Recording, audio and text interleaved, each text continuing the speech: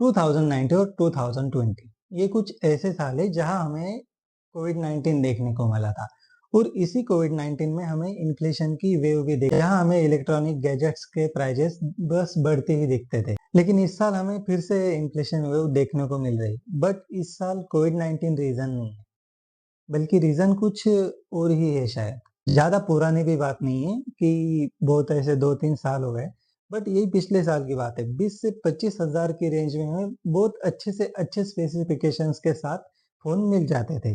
But this year 2026 में हमें 30 से 40 हज़ार देकर भी फ़ोन में कॉम्प्रोमाइज़ करने पड़ते हैं। मतलब इन्फ्लेशन के रेट इतने बढ़ चुके हैं कि स्मार्टफ़ोन हमें 20 से 25 हज़ार तक की तो बात भी नहीं करनी चाहिए। मोबाइल के इतने प्राइस बढ़ते हुए देखकर कभी-कभी लगता है कि कंपनियों ने सिर्फ कस्टमर्स के मज़े लेने के लिए ये प्राइस हाइक दिया है।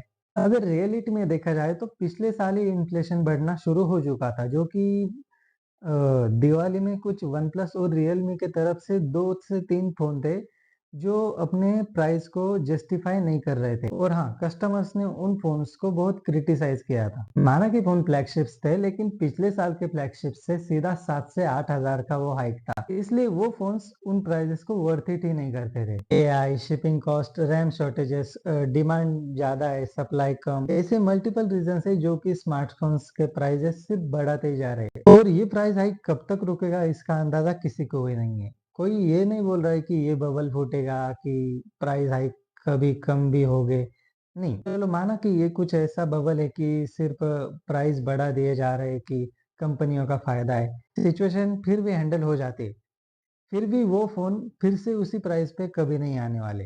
हाँ, हाइक जो हो रहा था अब तक, उसका स्पीड कम हो सकता है, लेकिन उन प्राइस पे तो कभी फ़ोन नहीं आने वाले। तो जस्ट मेरी तरफ से एक सजेशन है, अगर किसी फ़ोन का प्राइस तुम कम होने का वेट कर रहे हो, तो प्लीज़ ऐसा मत करना। हो सके तो अगर तुम्हारा मन है और हाँ, एक्चुअल में ज़रूरत है, तो ले लो उस फ़ोन को, क्योंकि बाद में प्राइस बढ़ सकते हैं। और हाई चांसेस है कि प्राइस बढ़ेंगे ही बढ़ेंगे। इसमें कोई झूठ भी नहीं है कि नहीं यार बबल फूट जाएगा। ये इन्फ्लेशन हाइक कब तक रुकने वाला है इसका किसी को भी अंदाज़ा नहीं है। बहुत इंतज़ार करने की ज़रूरत नहीं प्राइस कम होने के लिए, क्योंकि वो होने नहीं वाले शायद से। तो अगर ज़रूरत है सही में और तुम्हारा बजट है उतना, तो खरीद लो कोई फ़ोन, क्योंकि बहुत हाई चांसेस है कि कल उसके प्राइस बढ़ते हुए दिखेंगे। तो चलो, this video presented by Rohit. मिलते हैं अगली वीडियो में। सो बाय बाय।